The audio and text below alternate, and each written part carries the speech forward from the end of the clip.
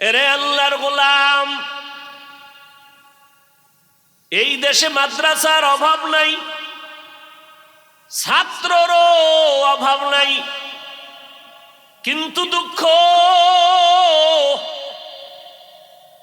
হাজার হাজার ছাত্র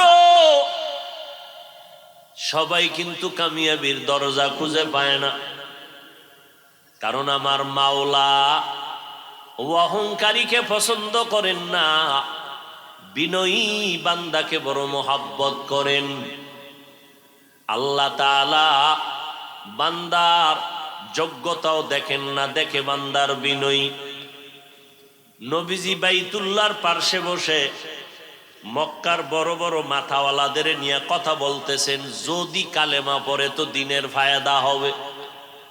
হঠাৎ পেছন থেকে একজন সাহাবী অন্ধ, হাতের মধ্যে একটা লাঠি নিয়ে নবীজির পেছন দিক দিয়ে এসে পেছনে বইলেন, হালকা আওয়াজে নবীরে সালাম দিলেন। নবী একটু হালকা নজর দিয়ে সালামের জবাব দিলেন, এরপরে আবার ওদিকে নজর। মক্কার বড় বড় মাথাওয়ালারা বসা, এদের বুঝাইয়া যদি একটু দিনের পথে আনতে পারি দিনের ফায়দা হবে। আর ওই সাহাবী গরিব অন্ধ সাহাবী চুপচাপ ওই এক জায়গায় বসে আছে, জীর্ণ শীর্ণ পোশাক। নবী ওদিকে তাকান না, নবী নজর করে আছেন মক্কার মাথাওয়ালা জ্ঞানী। এইরকম যদি এক জ্ঞানীরে আনতে পারি দিনের ফায়দা হবে। আমার আল্লাহ আলিমুল গায়বি ওয়াস শাহাদা, আল্লাহ বলেন, হে নবী, আপনি মনে করতেছেন এই মাথাওয়ালা জ্ঞানী দিয়া সমাজের দ্বীনের কাজ হবে, কিন্তু আমি আল্লাহ অগ্রিম জানি, আমি আল্লাহ কাজ নিতে মাথাওয়ালা লাগবে না। আমি আল্লাহ যারে দিয়া কাজ নিব ওই বান্দার বিনয়ী লাগবে, আর কিছু লাগবে না। আল্লাহ আয়াত নিয়ে জিব্রাইলের পাঠায় দিলেন। ওই মাথাওয়ালার দিকে নবী যেন একবারও নজর না করে, জিব্রাইল যাও, ওই জ্ঞানী টেয়ানির দরকার নাই। ওই অন্ধ সাহাবী জীর্ণ শীর্ণ পোশাক পরিহিত গরিব বসে আছে ওই নবীর পেছনে, নবীকে গিয়া জানায়া দাও মক্কার মাথাওয়ালা লাগবে না, ওই জীর্ণ শীর্ণ বান্দার দিকে যেন নবী মনোনিবেশ হয়, নজর দেয়, মায়ার নজর। নবী এই তাড়াতাড়ি নবীরে সংবাদ দিয়ে দাও, আয়াত নিয়ে যাও, আবাসা ওয়া তাওয়াল্লা আন জাআহুল আ'মা। কাবিলিয়ত দাদে উরা শর্ত নিস বলকে শর্ত কাবিলিয়ত দাদে। এরে আল্লাহর গোলাম, আল্লাহ যাকে কবুল করবেন তার কপাল খুলে যাবে। আর আল্লাহ যদি কপাল খুলে না দেন, সৃষ্টির শ্রেষ্ঠ রহমতের নবীও যদি বয়ান করেন হেদায়াত পাবে না, কালেমা পড়বে না। ইবাদত কিভাবে করবে সেই নিয়ম পদ্ধতির জন্য আল্লাহ ভিন্ন ব্যবস্থাও দিয়েছেন। সেই ব্যবস্থা হলো দুইটা। একটি ব্যবস্থা হলো রিজালুল্লাহ, আল্লাহর সিলেকশন করা প্রতিনিধি। দ্বিতীয় ব্যবস্থা হলো কিতাবুল্লাহ, আল্লাহ পাকের পক্ষ থেকে নির্ধারণ করা কিতাব সমূহ। সমস্ত রিজালদের ভেতরে ব্যক্তির মধ্যে শ্রেষ্ঠ হলেন রহমাতুল্লিল আলামিন। আল্লাহ পাকের দেওয়া কিতাব সমূহের মধ্যে শ্রেষ্ঠ কিতাব কুরআনুল কারীম। কিয়ামত পর্যন্ত আমরা আর কোনোদিন নবী পাবো না, সাহাবায়ে কেরামকে পাবো না, চাইলেও পাবো না। তাবিন, তবে তাবিন কেউ পাবো না। উলামায়ে মুতাকাদ্দিমিন, হুসাইন আহমদ মাদানী, মুতাআখিরিন, মুজাদ্দিদ আল ফিসানি, আব্দুল কাদের জিলানী, বড় বড় বড় বড় আল্লাহ ওয়ালা যাদের এক নজর চেহারা দেখলে মানুষের কলবের পরিবর্তন শুরু হয়ে যাইত, আমরা আর চাইলে পাবো না। আইম্মায়ে কেরাম, ইমামে আজম আবু হানিফা রহমতুল্লাহ আলাইহি সহ কোনো ইমামকে আর পাবো না। বরং দুর্ভাগা কপাল পোড়া যে আমরা যাদেরকে পেয়েছিলাম তাদেরকেও হারিয়ে ফেলেছি। যাদেরকে পেয়েছিলাম, যারা আমাদের ঢাল হিসাবে ছিলেন, ছায়া হিসাবে ছিলেন, শাইখুল হাদিস আল্লামা আজিজুল হক রহমতুল্লাহ আলাই, শামসুল হক ফরিদপুরি রহমতুল্লাহ আলাই, হাফিজি হুজুর রহমতুল্লাহ আলাই, পিরজি হুজুর রহমতুল্লাহ আলাই, ওবায়দুল হক রহমতুল্লাহ আলাই, মুফতি আমিনী রহমতুল্লাহ আলাই, সৈয়দ ফজলুল করিম রহমতুল্লাহ আলাই, সিলেটের শত আল্লাহ পাকের প্রিয় বান্দা ওলিয়ে কামেল, চট্টগ্রামের অনেক আল্লাহ পাকের বান্দা, মুফতি আজম ফয়জুল্লাহ রহমতুল্লাহ আলাই, এরা ছিলেন এই দেশের জন্য এক ঢাল। আমরা তাদেরকেও হারিয়েছি। হাটহাজারীর হজরত আহমদ শফি রহমতুল্লাহ আলাই, জুনায়েদ বাবু নগরী রহমতুল্লাহ আলাই, এদেরকে আজ আমরা হারিয়ে ফেলেছি। হারানোর পর থেকেই যেন কেমন এক এলোমেলো পরিবেশ তৈরি হয়ে গেছে। যারা আছেন মুরব্বী হিসাবে কেমন যেন তাদেরকেও মানতে চায় না, এমন মনোভাব আমাদের অন্তরে।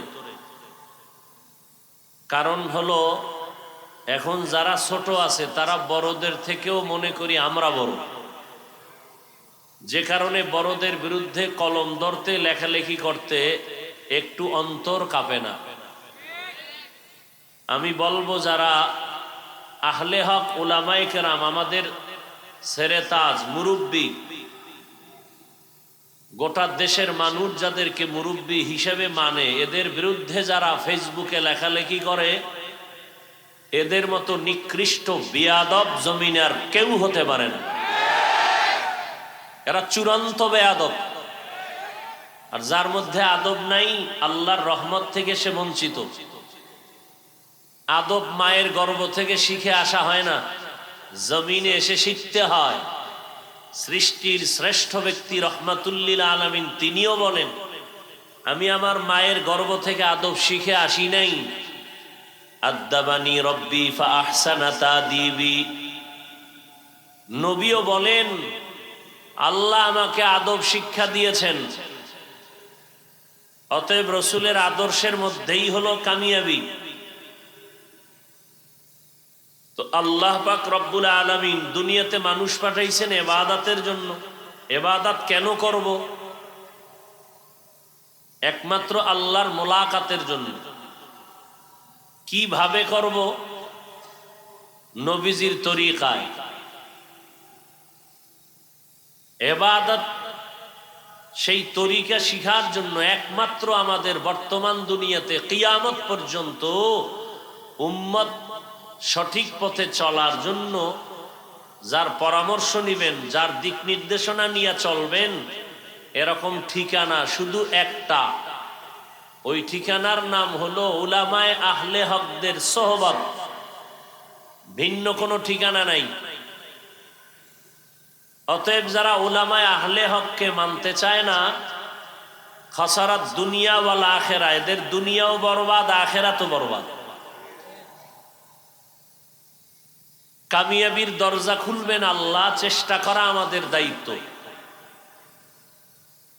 দিন কায়েমের চেষ্টা করা, রসুলের আদর্শ বাস্তবায়নের চেষ্টা করা।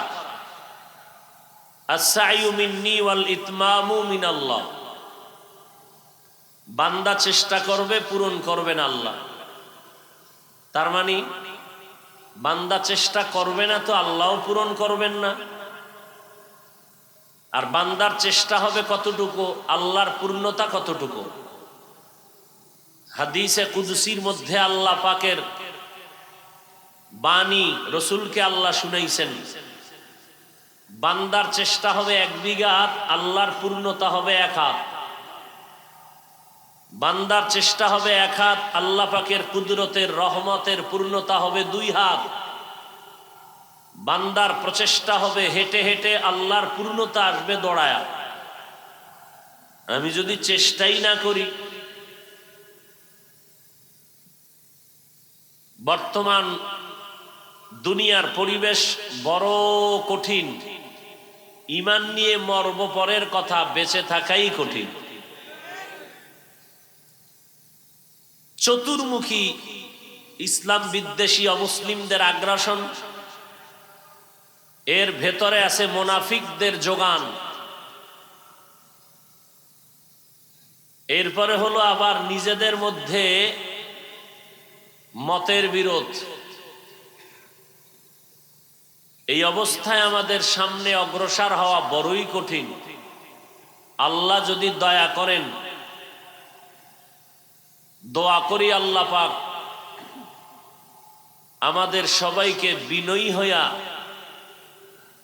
আহলে হক উলামা মুরব্বীদের পরামর্শ নিয়ে চলার তৌফিক দান করেন। তো চেষ্টা করা বান্দার কাজ, এতটুকুই হলো মূল কথা। কি চেষ্টা করব? আল্লাহকে পাওয়ার। কত আল্লাহকে কেমনে পাবো? পাওয়ার ঠিকানায় যাও, ঠিকানা দেখাইয়া দিবে, ওই পথে চলো। ওই ঠিকানার নাম হলো আহলুল্লাহদের সোহবত। হাদিসে পাকে আল্লাহর রসুল বলেন, আল বারাকাতু মা আকাবিরিকুম অফি রাওয়ায়াতিন আল খায়রু মা আকাবিরিকুম। সব ভালাই, কল্যাণ, ভালো সব তোমাদের মুরব্বী আকাবির যারা, এদের পথের মধ্যে, পরামর্শের মধ্যে। রাতারাতি তো আর আহলুল্লাহ হওয়া যায় না।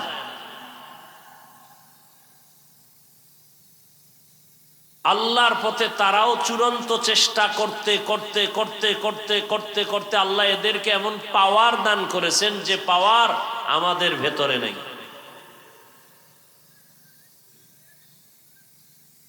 এই জন্য তাদের নজরের ভিতরে বরকত, তাদের কথার ভেতরে বরকত, তাদের প্রত্যেকটা পরামর্শের মধ্যে বরকত। এই চেষ্টার জন্য উলামায়ে কেরামের পরামর্শ।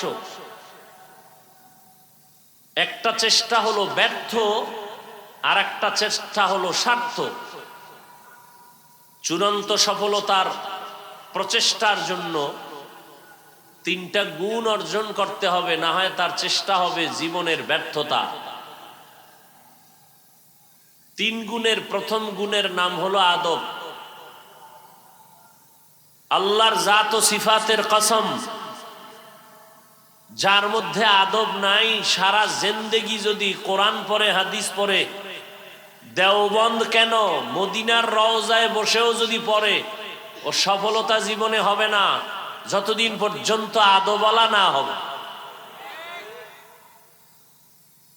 এই জন্য এক নাম্বার গুণ হলো আদব। লিকুল্লি শাইইন যিনাতুন ফিল ওয়ারা ওয়া যিনাতুল মারই তামামিল আদাবি আজ খোদা খা ইমে তৌফিকে আদব বে আদব মাহরুমে গাশত আজ ফজলে রাব। আদবওয়ালা জিন্দেগি বড় দামি। আদব মানি বড়দের সামনে নামাজের সূরাতে বসে থাকার নাম আদব নয়। যেখানে যেই কাজ করার প্রয়োজন, ওই জায়গায় ওই কাজ করার নাম হলো আদব। যেই স্থানে যেই কথা বলার প্রয়োজন, ওই জায়গায় ওই স্থানে ওইভাবে কথা বলার নাম হলো আদব। আদবের আরো সহজ ব্যাখ্যা হলো পয়গম্বরের সুন্নাত অনুযায়ী জীবনকে পরিচালনা করার নাম হলো আদব। সারা দুনিয়ার শ্রেষ্ঠ আদবওয়ালা রহমাতুল লিল আলামিন কেমন পয়গম্বর, আদবওয়ালা নবী আমার। মাত্র 13 বছরের ভেতরে পৃথিবীর নিকৃষ্টতম মানুষ ছিল মক্কার মানুষ। ওই মক্কার মানুষগুলো এতটাই চরিত্রহীন, এতটা লম্পট, এতটাই খারাপ। আল্লাহর ঘর পৃথিবীর শ্রেষ্ঠ ঘর, যেই ঘরের এত দাম আল্লাহ কোরআনে বলেন, ইন্না আউওয়ালা বাইতিন উযিআ লিন-নাসি লাল্লাযী বিবাক্কাতা মুবারাকান ওয়া হুদা মুবারাকান ওয়া হুদাল লিল আলামিন। আল্লাহ তাআলা বলেন, পৃথিবী নামক গ্রহটা আমি বানাইয়া কোনো বাসিন্দা পাঠাই নাই। প্রথম আমি আল্লাহ একটা ঘর বানাইলাম, ইবাদতের ঘর, হেদায়েতের ঘর, বসবাসের ঘর আমি বানাই নাই। কারণ এ জমিনের একমাত্র শ্রেষ্ঠ চিফ গেস্ট হয়ে জমিনে আসবে মানুষ, আদম সন্তান। মানুষ হবে এই জমিনের একমাত্র প্রধান মেহমান, চিফ গেস্ট। আর এই আল্লাহ মানুষ বানাবেন ইবাদতের জন্য। দুনিয়াতে চিফ গেস্ট বেশিক্ষণ থাকে না, অল্প টাইম থাকিয়া তার গন্তব্যে চলে যায়। জমিনের চিফ গেস্ট হলো মানুষ, অল্প টাইমের জন্য আল্লাহ জমিনে পাঠাইছেন, এরপরে তার গন্তব্যে চলে যাবে। অল্প টাইম দুনিয়াতে তার কর্মসূচি ইবাদত, দুনিয়াতে ইবাদত করবে। এজন্য আল্লাহ ইবাদতের এক ঘর বানাইছেন, বসবাসের ঘর আল্লাহ জমিনে বানান নাই। কারণ দুনিয়ার মানুষ জমিনে করবে আল্লাহর ইবাদত, ও অনন্তকাল শান্তির বিছানায় আরামে ঘুমাবে। সেজন্য আল্লাহ বানায় রাখছেন চিরস্থায়ী শান্তির ঠিকানা জান্নাত। ওই বাইতুল্লাহ তো দামি একটা ঘর, যেই বাইতুল্লাহর দিকে শুধু তাকাইয়া থাকলেও সওয়াব। দুনিয়ার এমন কোন ঘর নাই যে ঘরের দিকে, বাইতুল্লাহ এমন কোন মসজিদ নাই যার দিকে তাকায় থাকলে সওয়াব হবে। একমাত্র আল্লাহর ঘর বাইতুল্লাহ, যেই ঘরের দিকে তাকায় থাকলে অনবরত আমল নামায় সওয়াব। যেই বাইতুল্লাহর কিনারায় এক রাকাত নামাজ পড়লে লক্ষ রাকাত নামাজের সওয়াব। কত বড় খারাপ ওই বাইতুল্লাহর আশেপাশের মানুষ, নারী আর পুরুষ উলঙ্গ হয়ে তাওয়াফ করে, ভেতরে মূর্তি টানানো। এত দামি ঘর, এর পার্শ্বের মানুষগুলো এত খারাপ।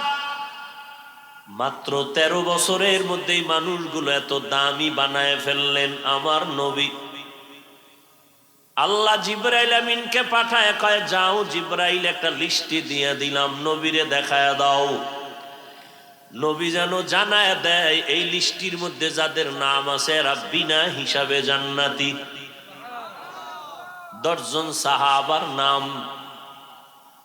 এই যে অল্প টাইমে পৃথিবীর ইতিহাস শ্রেষ্ঠ নিকৃষ্ট চরিত্রহীন মানুষ মুহূর্তের মধ্যে দামি মানুষে পরিণত হলো। এদেরকেই দামি বানাইতে গিয়া নবী একটা বেতের বাড়িও দেন নাই, কোনো গালিও দেন নাই, গালির জবাবও দেন নাই, চোখের গরমও পর্যন্ত নবী দেখান নাই। তাহলে নবী অল্প টাইমে এই মানুষগুলোকে এত দামি বানায় দিলেন একমাত্র নবীর বিনয়ী আদর্শের বরকতের ফলাফল। এরে নবীর আশিক, এই আদবের কারণে কি পরিমাণ তারা বিনয়ী হয়েছেন। সারা রাত যদি তাদের ইতিহাস বলা হয় শেষ হবে না। কেমন আদবওয়ালা সাহাবায়ে কেরাম, আদবওয়ালা জিন্দেগি নিয়ে চলছেন। এলেমের দিকেও আগানো, আমলেও আগানো, তাকওয়ার কমতি নাই। আবার জান্নাতের টিকিট পেয়ে গেছেন, এরপরেও কত বিনয়ী জিন্দেগি তারা ইখতিয়ার করেছেন। মৃত্যু পর্যন্ত কান্নার আওয়াজ। আবু বকর সিদ্দিক রাদিয়াল্লাহু তাআলা আনহু নামাজে দাঁড়ায় জীবন ভর কান্না করলেন। আবু বকর, আপনি কেন নামাজে কাঁদেন? আবু বকর সিদ্দিক রাদিয়াল্লাহু আনহু কাঁদেন আর বলেন, আমি আল্লাহর আদালতে দাঁড়ায় কেমনে জবাব দিব। ওমরে ফারুক রাদিয়াল্লাহু তাআলা আনহু সারা জিন্দেগির কান্নার আওয়াজ।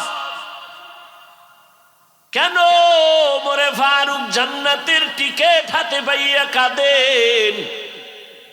ওমরে ফারুক চোখের পানি ছেড়ে কান্না করে বলেন, আল্লাহ যদি ঘোষণা করে দেন সব মানুষগুলো জান্নাতে যাবে, একজন জাহান্নামে যাবে, আমি ওমর বড় ভয় পাই ওই জাহান্নামের আসামি আমি হয়ে যাই নাকি। উসমান রাদিয়াল্লাহু আনহুর কান্নার আওয়াজ। ওসমান কেন কাঁদেন? উসমান রাদিয়াল্লাহু আনহু বলেন, মরণের পরে প্রথম ঘাটি হলো অন্ধকার কবর। ওখানে যাইয়া আমি যদি আটকায় যাই, জিন্দেগির পরিণাম ফল কত ভয়ঙ্কর হবে সেই ভয়ে কান্না করি। ওয়া আম্মা মান খাফা মাকামা রাব্বিহি ওয়া নাহান নাফসা আনিল হাওয়া ফাইন্নাল জান্নাতা হিয়াল মাওয়া। এরে আল্লাহর গোলাম, আল্লাহ পাক রব্বুল আলামিন আদবওয়ালা জিন্দেগির ভেতরে বরকত রেখেছেন। আমার নবী কতটা বিনয়ী। সাহাবাদের মজলিসে নবী বসে আছেন। একদিন নবী বলতেছেন, ও সাহাবায়ে কেরাম, কোন দিন কার মরণের ডাক আসবে বলা যায় না। আমার কাছে আপনাদের কোনো হক আছে নাকি? থাকলে আদায় করেন, কারণ আল্লাহর হক আল্লাহ চাইলে দুর্বল থাকলেও মাফ করে দিবেন। বান্দার হক বান্দা ক্ষমা না দিলে আর ক্ষমা হবে না। সাহাবায়ে কেরাম চুপ হয়ে গেলেন। কে দাঁড়াবে? নবীর কোন হক আমরা পাবো এরকম বলার সাহস কার আছে? কিন্তু না, একজন সাহাবী দাঁড়ায় গেলেন। দাঁড়াইয়া বলেন, ইয়া রাসূলুল্লাহ, আমার একটা পাওনা আছে বলে মনে করি। বলে, কি পাওনা? ও নবী, আপনি আমার হালকার উপর একদিন মুস্কি হেসে গালের উপর একটা চর মেরেছিলেন, তাই নাকি? বলে, হ্যাঁ। এমনি? বলে, এমনি। সাহাবায়ে কেরাম সবাই ভেতরে ভেতরে রাগ, এত বড় দুঃসাহস নবীর সামনে দাঁড়ানো। নবী বললেন, সাহাবায়ে কেরাম রাস্তা করে দেন আসার জন্য, আমি আমার পাওনাটা শোধ করে দেই, কারণ কিয়ামতের ময়দানে হালাত হবে বড় ভয়ঙ্কর। হিসাব হবে মানুষের, হিসাব হবে জিনের। কিন্তু এই কঠিন দিন আল্লাহ পশুকেও হাসরের ময়দানে উঠাবেন হিসাবের বাইরে, ওদের কোনো হিসাব নাই। কিন্তু আল্লাহ ইনসাফ ঠিক রাখার জন্য, প্রমাণের জন্য পশুকে উঠাবেন। দুইটা কুকুরকে উঠাইয়া বলবেন, এই দুর্বল কুকুর, কিয়ামতের ময়দানে ইনসাফের বিচার হবে। আল ইয়াউমা তুজজা কুল্লু নাফসিন বিমা কাসাবাত লা যুলমাল ইয়াউম ইন্নাল্লাহা সারিউল হিসাব। দুনিয়াতে শক্তি ছিল ওই কুকুরটার বেশি, গায়ের জোরে তোর উপরে জুলুম করেছে। অতএব আজকে তোর শক্তি বাড়ায় দিলাম, আজকে প্রতিশোধ নিয়ে নাও তাড়াতাড়ি। দুইটা গরুকে আল্লাহ উঠায় বলবে, এই দুর্বল গরু, শক্তিশালী গরুটা দুনিয়াতে তোর উপরে হামলা করেছে, গায়ের জোরে কোনো দোষ ছিল না, আজকে তোরে শক্তি বাড়ায় দিলাম, প্রতিশোধ নিয়ে নাও। এরপরে এদের বিচার, এদের ইনসাফ কায়েম করে আল্লাহ বলবেন, কুনতু তুরাবা। এরে আল্লাহর গোলাম, রহমতের নবী বলেন, আজ আমার কাছে পাওনা ব্যক্তিকে আসতে দাও, প্রতিশোধ নিয়ে নেওয়া দরকার। সাহাবীকে রাস্তা করে দিলে একটু একটু করে সামনে আগায়। সামনে আইসেই কয়, ইয়া রাসূলুল্লাহ, আমাকে যখন আপনি স্পর্শ করেছিলেন আমার শরীরে একটা জামাও ছিল না। নবীকে তো আমার জামাটাও খুলতে হবে। কেমন রহমতের নবী, দয়ার নবী, সরল নবী। আমার নবীও শরীর মুবারকের জামাটা উঠাইয়া খুলতে চাইতেছেন, পিঠ মুবারকের অংশ উঠায় ফেললেন। সাহাবী একটা দৌড় দিয়া পেছনে চলে গেল। পেছনে যাইয়া রহমতের নবীর গর্দান মুবারকের নিচে মোহরে নবুয়তে চুম্বন করলো আর বলল, নবী আমারে মাফ করে দেন, আমি এই অপেক্ষায় আপনার এখানে হাজির হয়েছি। নবী বলেন, সাহাবী, আমার মোহরে নবুয়তে চুম্বন করলি না জানো জান্নাত ওয়াজিব করে ফেললি। या इलाही मुझसे मुझको दूर कर, ताके देखो मुझ में तुझको एक नजर। या इलाही तू मेरा माबूद है, या इलाही तू मेरा माशूक है। আজকে চেষ্টা করি, অনেক করি, আগাইতে পারি না কেন? এরে আল্লাহর গোলাম, আদবকে ধ্বংস করার একটা মারাত্মক কঠিন রোগ আছে, অহংকার। যার অন্তরে অহংকার জায়গা নিবে ওই বান্দার মধ্যে কোনো বিনয়ী ভাব কখনো আসবে না, গরম ভাব আসবে। তখন যার মধ্যে গরম গরম ভাব আসে, আনা খায়রুম মিনহু, আমি তার থেকে ভালো, আমি তার থেকে ভালো, তখন তার চলাফেরার ব্যালেন্স থাকে না, কথার ব্যালেন্স থাকে না। তখন মা বাবার সাথে উল্টা পাল্টা আচরণ করে, মুরব্বীদের সাথে উল্টা পাল্টা আচরণ করে। কারণ কি? ভেতরে আদব নাই, বিনয় নাই, অহংকার জায়গা নিয়েছে। এরে আল্লাহর গোলাম, এই দেশে মাদ্রাসার অভাব নাই, ছাত্ররও অভাব নাই, কিন্তু দুঃখ, হাজার হাজার ছাত্র সবাই কিন্তু কামিয়াবির দরজা খুঁজে পায় না।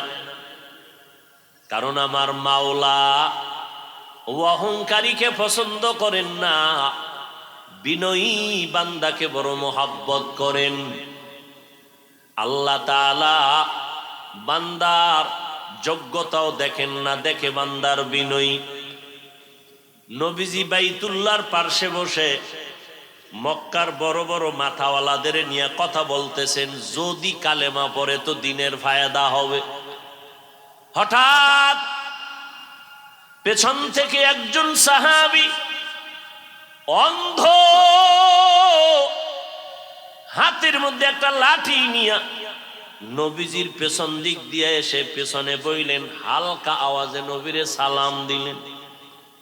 নবী একটু হালকা নজর দিয়ে সালামের জবাব দিলেন। এরপরে আবার ওদিকে নজর। মক্কার বড় বড় মাথাওয়ালারা বসা, এদের বুঝাইয়া যদি একটু দিনের পথে আনতে পারি, দিনের ফায়দা হবে। আর ওই সাহাবী গরিব অন্ধ সাহাবী চুপচাপ ওই এক জায়গায় বসে আছে, জীর্ণ শীর্ণ পোশাক। নবী ওদিকে তাকান না, নবী নজর করে আছেন মক্কার মাথাওয়ালা জ্ঞানী। এইরকম যদি এক জ্ঞানীরে আনতে পারি, দিনের ফায়দা হবে। আমার আল্লাহ আলিমুল গায়বি ওয়াস শাহাদা। আল্লাহ বলেন, হে নবী, আপনি মনে করতেছেন এই মাথাওয়ালা জ্ঞানী দিয়া সমাজের দ্বীনের কাজ হবে, কিন্তু আমি আল্লাহ অগ্রিম জানি, আমি আল্লাহ কাজ নিতে মাথাওয়ালা লাগবে না। আমি আল্লাহ যারে দিয়া কাজ নিব ওই বান্দার বিনয়ী লাগবে, আর কিছু লাগবে না। আল্লাহ আয়াত নিয়ে জিব্রাইলের পাঠায় দিলেন। ওই মাথাওয়ালার দিকে নবী যেন একবারও নজর না করে। জিব্রাইল, যাও, ওই জ্ঞানী টেয়ানির দরকার নাই, ওই অন্ধ সাহাবী জীর্ণ শীর্ণ পোশাক পরিহিত গরিব বসে আছে ওই নবীর পেছনে। নবীকে গিয়া জানায়া দাও মক্কার মাথাওয়ালা লাগবে না, ওই জীর্ণ শীর্ণ বান্দার দিকে যেন নবী মনোনিবেশ হয়, নজর দেয়, মায়ার নজর। নবী এই তাড়াতাড়ি নবীরে সংবাদ দিয়ে দাও, আয়াত নিয়ে যাও, আবাসা ওয়া তাওয়াল্লা আন জাআহুল আ'মা। কাবিলিয়ত দাদেউরা শর্ত নিস বলকে শর্ত কাবিলিয়ত দাদেউ। এরে আল্লাহর গোলাম, আল্লাহ যাকে কবুল করবেন তার কপাল খুলে যাবে, আর আল্লাহ যদি কপাল খুলে না দেন, সৃষ্টির শ্রেষ্ঠ রহমতের নবীও যদি বয়ান করেন হেদায়াত পাবে না, কালেমা পড়বে না। কপাল যদি খারাপ হয় নবীর বয়ানেও কাজ হবে না। এরকম কোন ইতিহাস আছে না নাই? নবী বয়ান করলেন যে নবীর কোনো গুনাহ নাই, চেহারার দিকে তাকাইলে গুনাহ মাফ, ক্ষুধা নিবারণ হয়, সেই নবীর বয়ান শুনিয়াও যার কপালে কালেমা আসে না, ও কত বড় বেঈমান, কত বড় বদনসিব। আর আল্লাহ যদি কপাল খুলে দেয় রে যুবক, তাহলে নবীর গল্লা কাটতে আসিয়া, নবীকে জবাই করতে আসার পরেও বান্দা কালেমার রশি গলায় লাগায় নেয়। এটা কপালের ব্যাপার। আল্লাহ যার কপাল খুলবে হেদায়াত পেয়ে যাবে, আর যার কপাল খুলবে না ওই বান্দা হেদায়াত পাবে না। বড় কঠিন কথা। আল্লাহ চাইলে হেদায়াত দিবে, নবীর ক্ষমতা নাই হেদায়াতের মালা পড়াবে। ইন্নাকা লা তাহদি মান আহবাবতা ওয়ালাকিন্নাল্লাহা ইয়াহদি মান ইয়াশা। আল্লাহ চাইলে হেদায়াত পাবে, আল্লাহ যদি চান না তো হেদায়াত পাবে না। তার মানেটা কি? আল্লাহর সব দোষ, নাউযুবিল্লাহ, বান্দার কোনো দোষ নাই। কারণ আল্লাহ হেদায়াত দিলে বান্দা পাবে, আল্লাহ হেদায়াত না দিলে পাবে না। তাহলে আসলে বিষয়টা কি? বিষয়টা আল্লাহর কোনো দোষ নাই। আল্লাহ কয় আমি যে হেদায়াত দিলে সে পাবে, আমি কার বেলায় দেওয়ার ইচ্ছা করব, কার বেলায় দেওয়ার ইচ্ছা করব না। জবাব হলো ওয়াল্লাযীনা জাহাদু ফীনা লানাহদিয়ান্নাহুম সুবুলানা। যারা আমার কাছে হেদায়াত চাইবে আমি তাদের হেদায়াত দিব, আর যারা আমার কাছে হেদায়াত চাইবে না দিব না। একটু আগেই বলেছি মায়ের গর্ভ থেকে আদমওয়ালা হইয়া কেউ আসে না, আদব শিখতে হয়, আল্লাহকে বলতে হবে। আল্লাহ নবী নিজে বলছেন, আপনি বলবেন না? এত বড় মাস্তান হয়ে গেলেন কবে?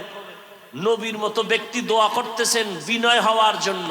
আল্লাহুম্মা জাআলনি ফি আইনি সাগীরা ওয়া ফি আয়ুনিন নাসি কাবীরা। নবী নিজে দোয়া করেন, আল্লাহ বিনয়ী বানায়া দাও, ছোট বানায়া দাও, উম্মতের নজরে মর্যাদা বাড়ায়া দাও। মেটা দো আপনা হস্তি কো अगर कुछ मर्तबा चाहो के दाना खाक में मिलकर गुले गुलजार होता है। আজকে যত ভেজাল, যত বিশৃঙ্খলা, আপোষের ভেতরে একমাত্র কারণ আদব নাই, অহংকারী ঢুকে পড়েছে। সব অহংকার ধ্বংসের দ্বার প্রান্তে নিয়ে গেছে আমাদের। জাহিরি হালাত দুর্বল, বাতিনি হালাত দুর্বল। জাহিরি নষ্ট হইল অহংকার, বেয়াদবি, বাতিনি ভাবে আমার চরিত্র নষ্ট হচ্ছে মোবাইলের কারণে, ধ্বংস হয়ে যাচ্ছে সব। আল্লাহ হেদায়াত দান করুন। এই মোবাইল না আইলে এত বেয়াদব হইতো না।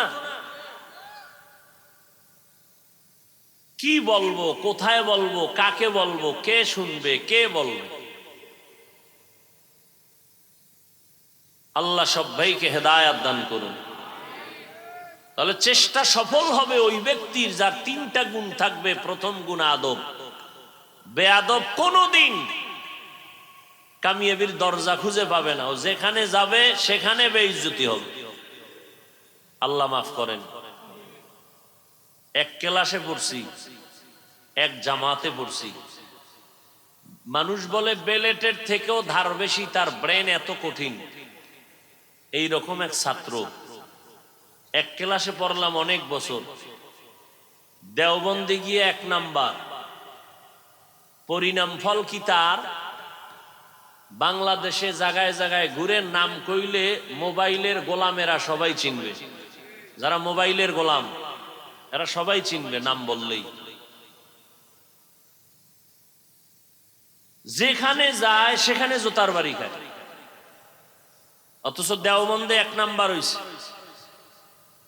ওই যে বলছি, কপাল যদি পুড়ে যায় মুহাম্মদের বয়ানেও কালেমা পড়ে না, আর কপাল যদি খুলে যায় রসুলকে হত্যা করতে এসে কালেমা পড়ে ফেলে। এমন কোন জায়গায় গিয়া নাই যেখানে বেইজ্জতি হয় নাই। এমন কোন মুরব্বী নাই যার ব্যাপারে কলম ধরে নাই। অপেক্ষায় থাকেন, দেখতে থাকেন। বেয়াদবদের শাস্তি আল্লাহর জাতের কসম মরার আগেই হবে। লিখে রাখেন, মরার আগেই হবে। দলিল বলবেন, রাগ করে বললাম, দলিল নাও। قال النبي صلى الله عليه وآله وسلم اثنان يعجلهما الله في الدنيا البغي وعقوق الوالدين।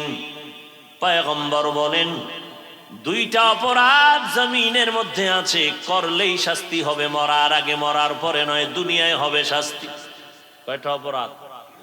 1 নাম্বার অপরাধের নাম জুলুম। দ্বিতীয় অপরাধের নাম হলো মা বাবার সাথে বেয়াদবি। জুলুম আবার 3 প্রকার। কয় প্রকার? প্রথম জুলুম হলো আল্লাহর সাথে জুলুম করা। দ্বিতীয় জুলুম হলো বান্দার নিজের সাথে জুলুম করা। তৃতীয় জুলুম হলো অন্যান্য মাখলুকতের সাথে জুলুম করা। আল্লাহর সাথে জুলুম হলো শিরিক। লোকমানে হাকিম তার সন্তানকে বলেন, ইয়া বুনাইয়া লা তুশরিক বিল্লাহ ইন্নাশ শিরকা লাযুলমুন আযীম। আল্লাহর মতো আরো একজন আল্লাহ আছে মনে করার নাম শিরিক। আল্লাহর ক্ষমতার মতো কারো ক্ষমতা আছে মনে করার নাম শিরিক। আল্লাহর কিছু স্পেশাল গুণ আছে, এই গুণটা আরো কারো মধ্যে আছে মনে করার নাম শিরিক। যারা মনে করবে তাদের নাম মুশরিক। আল্লাহ বলেন, ওমাই ইউশরিক বিল্লাহ ফাকাদ হারামাল্লাহু আলাইহিল জান্নাহ। যারা শিরকের গুনাহ করবে তাদের জন্য জান্নাত হারাম। এই উঠে কেন? মস্কারি করো না।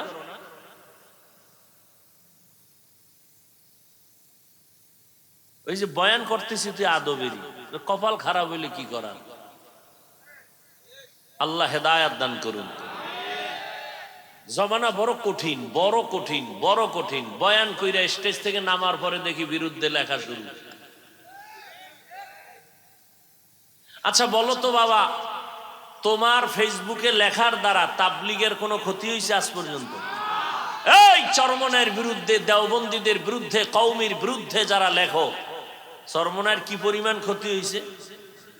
সব মরিয়ে গেছে না? কপাল তোমারটা পুড়তেছে, তোমার কপাল পুড়তেছে, তুমি টের পাও না। একটু অপেক্ষা করো। বিছনায় পইরা যেদিন দেখবা যে পুরা হাত পাও অবশ হয়ে গেছে, সেদিন টের পাইবা কত ধানে কত চাল। রসুলের হাদিস শুনায়া গেলাম, চালাকি তো জীবনে কম করলা না। আমি ভাব যখন ঢুকছে, ওদিন থেকে আল্লাহর লানত শুরু হয়ে গেছে।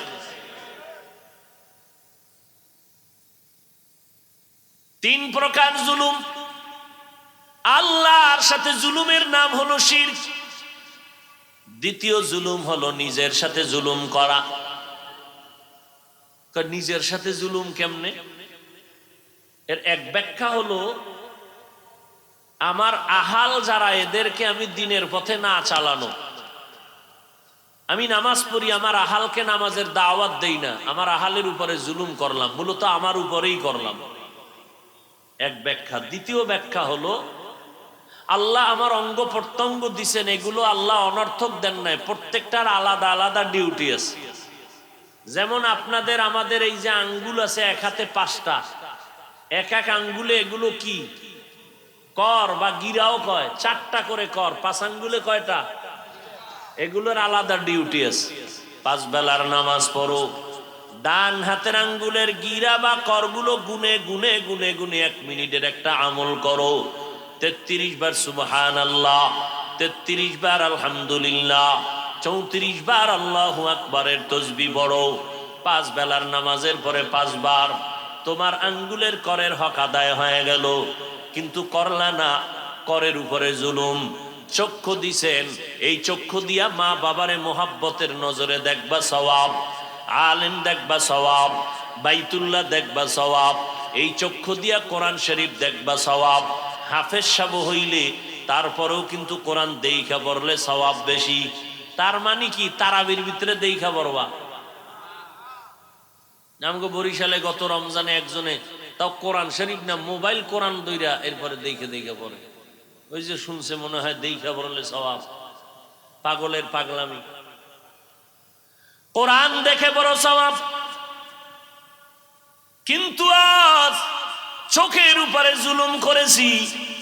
এ চোখ দিয়া কোনোদিন মায়ার নজরে না বাবাকে দেখলাম না মাকে দেখলাম, মা বাবার সাথে ভালো নজরে দেখি না, কারণ মা বাবা আমার দুশ্মন, মোবাইলে বাধা দেয়। শিক্ষকের দেখলাম খারাপ নজরে, কারণ শিক্ষক আমার মোবাইলের উপরে হামলা করে। সেদিন এই শোন ছাত্ররা, সেদিন মাদ্রাসায় মোবাইল আটকাইছি, ছাত্র কয় পারলে বিদায় কইরা দেন, তারপরও মোবাইল চালানোটা লাগবেই।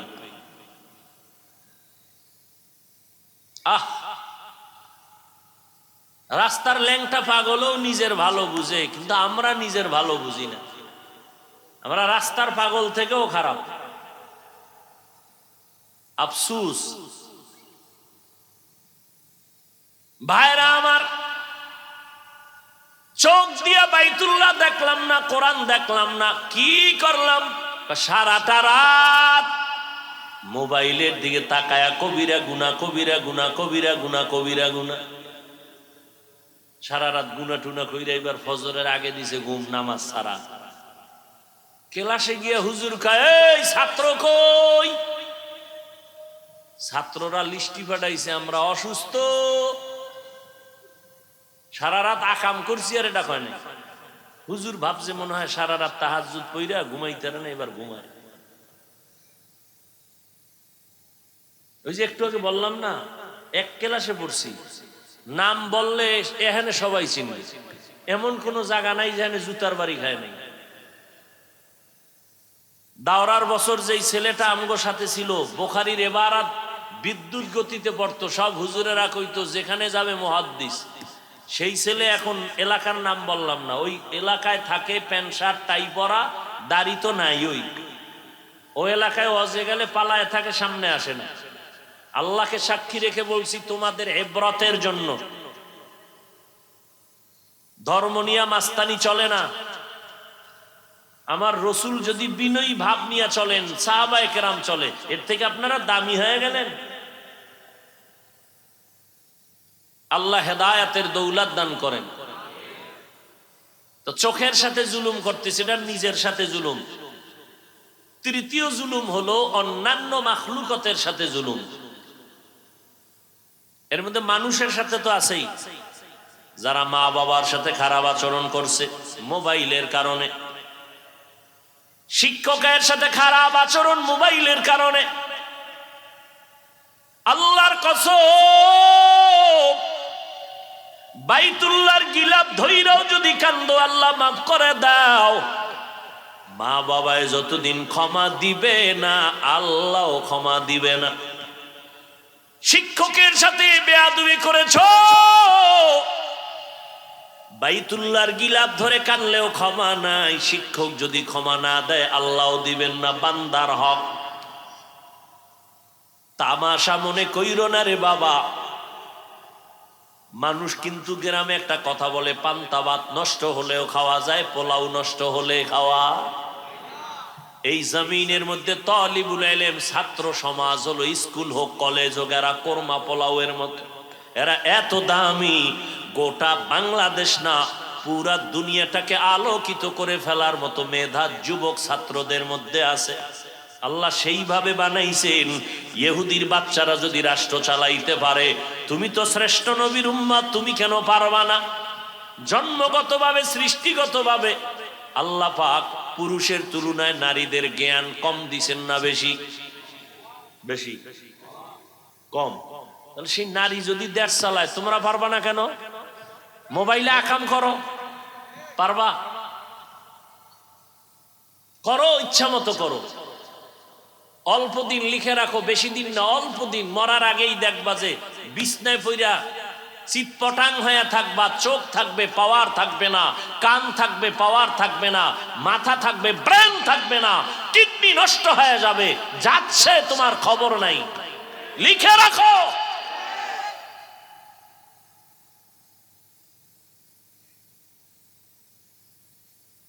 আমাদের বলার দায়িত্ব বলে গেলাম, মানবা কিনা সেটা তোমার ব্যাপার, তোমার কবরে তুমি যাবা, আমার কবরে আমি যাব। হেদায়েত তো আল্লাহ সবাইকে দিবেন না, আর সবাই তো আল্লাহর কাছে হেদায়েত চায়ও না। কয় অমুকের বিরুদ্ধে লাগছি, মুরা পর্যন্ত যাব, জাহান্নামে যদি যাওয়া লাগে গেলাম। আল্লাহ খায় আমিও দিলাম, যখন যেতে চাও যা। ভাইরা আমার, আল্লাহর এক বান্দি জীবন ভর নেক আমল করেছেন, বিদায় হওয়ার আগে জমিন থেকে একটা সামান্য অপরাধ করেছেন, খুবই সামান্য। আল্লাহর ভিন্ন একটা মাখলুক, একটা বিড়াল ঘরের মধ্যে ঢুকে পড়ছে, তো খাঁচায় আটকায় ফেলছে, নিজেও খানা দেয় না, বিড়ালটাকে ছেড়ে দিল না বাইরে গিয়া খাবে সেই সুযোগও দেয় নাই। বিড়াল খাঁচার মধ্যে না খেয়ে ধুকে ধুকে ধুকে ধুকে মরে গেল। নবীজি সাহাবায়ে কেরামদের বলতেছেন, আল্লাহর পক্ষ থেকে গায়বী আওয়াজ আসছে, আল্লাহর বান্দি জীবন ভর যত নেক আমল করেছো, এই বিড়ালের সাথে জুলুম করার কারণে সব নেক আমল বরবাদ। একটা বিড়ালের সাথে জুলুম করার কারণে যদি হালাত হয়, তো মানুষের সাথে মানুষ হইয়া জুলুম করলে কি হালাত হবে? ও যুবক বাবা, এই মাত্র তোমার বয়স মাত্র 30-25 মধ্যেই আছে। আল্লাহ না করুন যদি আজকেই তুমি মইরা যাও, মরার পরে তোমারে আমরা কেমনে স্মরণ করব, মা বাপ কেমনে করবে? আমি ফলাফলটা দেই, এমন কোনো ভালো জিনিস করছো নাকি জীবনে যে মা বাবা দোয়া করবে? বরং মা বাবার সাথে এত বেয়াদবি করেছো, মা বাবা যদিও কানবে কিন্তু ভিতরে ভিতরে খুশি, তুই মরে গেছো, ঝামেলা শেষ। কারণ তোর চরিত্রের কারণে কত জায়গায় মুখ দেখাইতে পারি না, তোর কারণে অনেক সমাজের ভিতরে বহু ভালো সন্তান নষ্ট হয়ে গেছে, শিক্ষকেরাও খুশি। কেমন জীবন তুমি কায়েম করছো, 30 বছরের ফলাফল, তুমি মইরে গেলে সবাই খুশি। কারণ তুমি এত পরিমাণ চরিত্রহীন যে তোমার কারণে সব পরিবেশ নষ্ট হয়ে গেছে। মা বাবাও চায় মরে যা, শিক্ষক চায় মরে যা, এলাকার সবাই কয় মরে গেছো ভালো। তাহলে তোমার জীবনটা কি যে তুমি মরলে সবাই খুশি? এটা হলো তোমার জিন্দেগির পাওয়া, সকলের বরদোয়া। জীবনে কিছু করো আর না করো, মানুষের বরদোয়া নিয়ে মরিও না, পায়ে ধরে বলে গেল। দোয়ার বড় দাম, বড় দাম দোয়ার। এই জন্য নিজেকে বিনয়ী হইয়া আল্লাহর কাছে নিজেকে পেশ করো। আল্লাহ রাস্তা খুলে প্রতি রাত আল্লাহ আসেন। কোথায় আসেন জানেননি? প্রথম আসমানে। কোন দিন?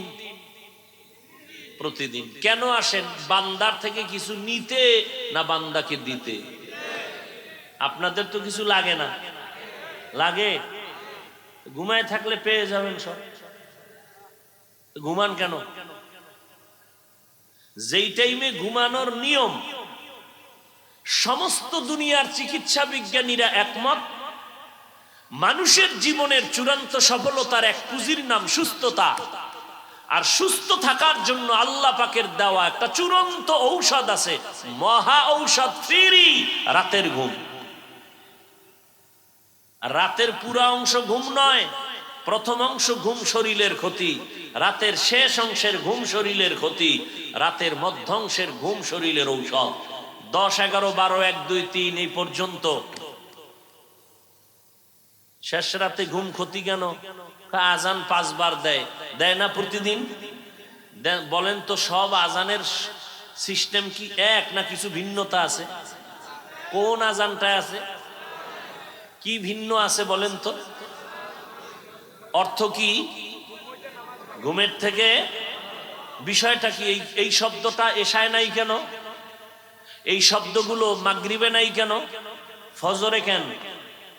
ওই সময় ঘুম তো শরীরের ক্ষতি আছেই। সব থেকে বড় কারণ ওই সময় তোমার খালেক তোমাকে দেওয়ার জন্য আসে, ওঠো তোমার কি লাগবে আদব বলো, আমি দিয়ে দিব। আল্লাহ দিতে আসছে, তুমি ঘুমায় রইলা। আর যদি বলো পাই না, তো কপাল খারাপ। অতিও গভীর হয় রজনী যখন, নীরবে প্রভুর নাম জপিও তখন। প্রভুর করুণা যদি পাইবারে চাও, গভীর রাতে উঠে প্রভুর গুণগান গাও। আল্লাহ আমাদের হেদায়াত দান করেন। আরো জোরে বলেন। আমরা বক্তারা কুত্তাও এরকম দৌড়ায় না, আমরা যেই পরিমাণ দৌড়াই শুধু উম্মতের পিছনে। রাত নাই, দিন নাই, খাওয়ান নাই, ঘুম নাই, 12 মাস। আপনাদের দোয়া আমাদের খুবই জরুরি দরকার। রাস্তাঘাটে চলতে গিয়ে আমাদের অনেক ওলামায়ে কেরাম রাস্তায় মরে গেছেন, আল্লাহ তাদেরকে জান্নাত দান করুন। রাস্তায় অ্যাক্সিডেন্ট হয়েছেন আমাদের ওলামায়ে কেরামদের একজন কলিজার টুকরা, উম্মতের এক রাহবার হযরতুল আল্লাম মাওলানা আব্দুল বাসেত খান দামাত বারাকাতুহুম, নাম শুনেন নাই? কি পরিমাণ বেয়াদব হইলে ফেসবুকে লেখে যে এটা এমনে এমনে হয় নাই। কি পরিমাণ মা বাবার চূড়ান্ত বরদোয়াকামী সন্তান হলে, চরিত্রহীন হলে, বেয়াদব হলে এই কথা লিখতে পারে। এরা আসলে খেয়াল করবেন, বেয়াদবি কিন্তু হঠাৎ করে শুরু করে না। এরা প্রথম বেয়াদবি করে মা বাবার সাথে, এরপরে শুরু করে আলেমদের সাথে।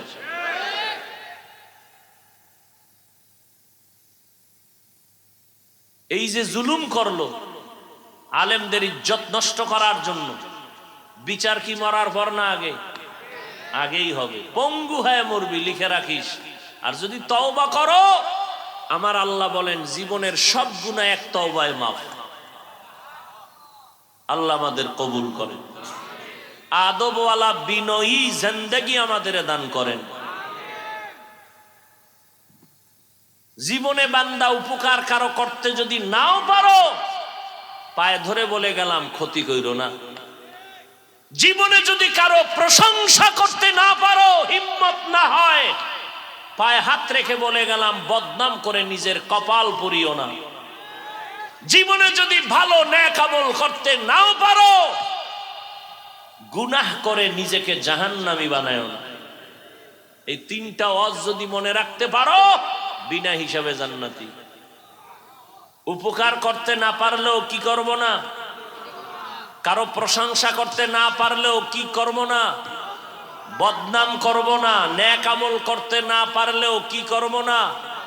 গুনাহ করব না। এটা ফাইনাল বয়ান। আল্লাহ সবাইকে কবুল করেন। আল্লাহ মার্কাজকে হেদায়েতের মার্কাজ বানায় দেন। আল্লাহ পাক আসাতেজায়ে কেরাম এবং তালিবুল ইলম সবাইকে কবুল করেন। যারা ফজিলতের পাগড়ি নিলেন, আমাদের মুরব্বীদের হাত থেকে আল্লাহ তাদেরকে কবুল করেন। মুরব্বীদের বেয়াদবির থেকে, বরদোয়া থেকে আমাদেরকে হেফাজত করেন। মুরব্বীদের দোয়া নিয়ে চলার তৌফিক আল্লাহ আমাদেরকে দান করেন। আলহামদুলিল্লাহি রাব্বিল আলামিন ওয়াসসালাতু ওয়াসসালামু আলা